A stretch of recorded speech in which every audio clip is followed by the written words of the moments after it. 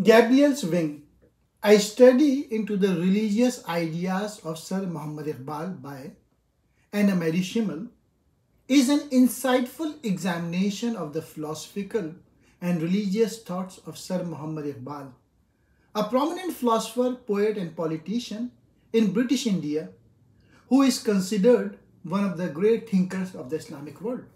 Here is the summary. Number 1. Introduction to Iqbal's life and work. Schimmel begins by providing a detailed account of Iqbal's life, including his upbringing, education, and the influences that shaped his intellectual journey. She highlights his exposure to Western philosophy and literature, as well as his deep connection to Islamic thought. Number 2. Philosophical Foundations. The book delves into Iqbal's philosophical ideas, particularly his concept of the self, Khudi, and the importance of self-realization and individuality. Schimmel explores how Iqbal's ideas were influenced by both Eastern and Western philosophies, including the works of Rumi, Nietzsche, and Bergson. Number 3. Religious and mystical thought.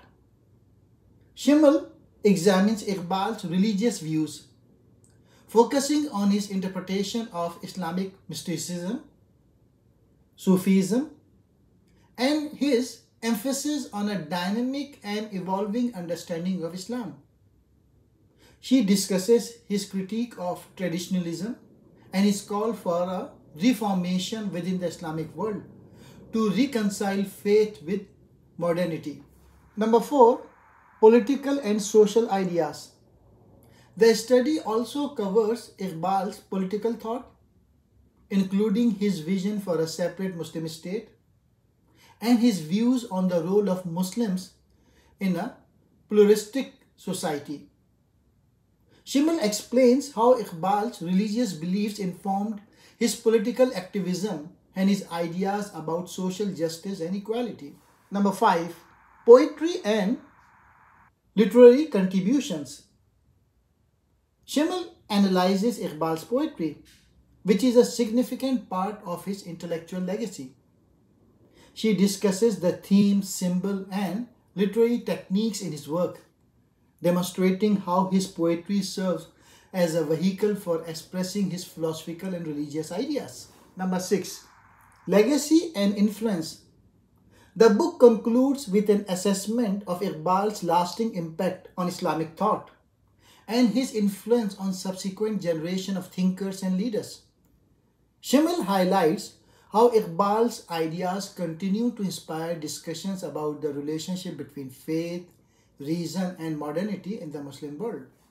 Gabriel Wing is a comprehensive study that provides readers with a deep understanding of Sir Muhammad Iqbal's multifaceted thought. She offers valuable insights into the ways in which Iqbal sought to bridge the gap between tradition and modernity, making his work relevant to contemporary discussions about religion and society. Gabriel Wings by Annemarie Schimmel. This book is a study into religious ideas of Sir Muhammad Iqbal. This book simply shows Iqbal's view of the essence of Islam, that is, the 5 pillars of faith and the creed which is taught to every Muslim child. The influences that Eastern and Western thought have exerted upon Iqbal, positively or negatively, could not be left aside. Though it is not the purpose of our study to enter into details concerning his debt to European philosophy or the way he changed Western ideas according to his concept of Islam. Allama Iqbal's quest was to bring resurrection to the spiritual dead. As he says in the Jupiter Heaven in the Javednama, to tell his fellows of the infinite possibilities inherent in the words of the Quran, which as divine word opens ever new worlds before its readers. Rereading and studying Iqbal as I have continued during the time after Gabriel's wings appeared first, constantly opens new insights. At this very moment, studying the Javednama with my students at Harvard, we find with great delight expression in his poetry, which 25 years ago would have been taken as utopic and certainly not as relevant for humanity as they are now. I refer to the scene where Zinda Ruth is led into the presence of the sage in the sphere of Mars, who tells him about the use of what is now called solar energy. He speaks of the danger of air pollution, while the fast prophetess that was imported from Europe is a typical product of some ultra feminist movements and advocates the test tube baby. All topics that are now in the news every day. When Iqbal wrote these descriptions, they must have sounded utterly irrelevant to his readers. But the true poet can help to give the birth to the future while expounding the situation of his own time.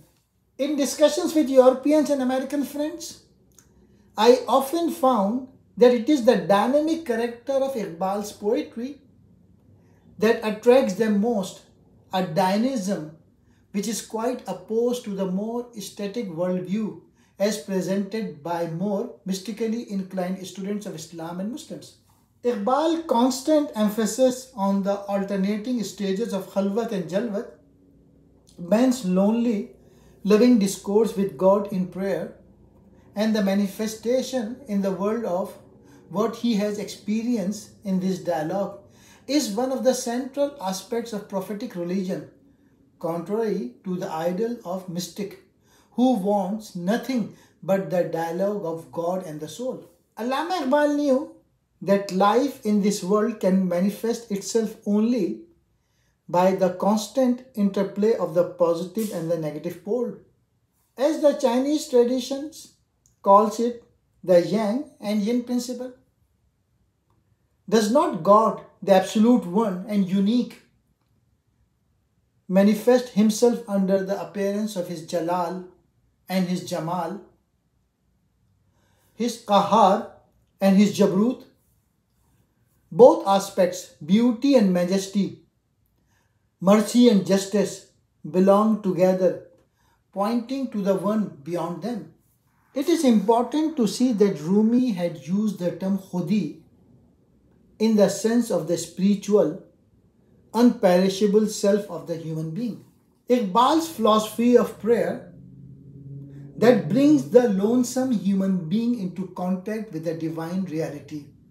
Iqbal saw life as a never-ending quest, a journey into infinity, not resting in the beautiful rose gardens of Iran or in the tempting, glittering avenues of the Western world, not even in the gardens of paradise. It is a journey through deserts and mountains towards the symbol of divine presence, the Kaaba. In Bangedara, Iqbal saw himself as the bell at the camel's foot, which leads the pilgrims to the homeland of their religion. I sincerely hope that Iqbal will continue to inspire the people of Pakistan by teaching them the important role of the human being as the Khalifa of God, working on his earth.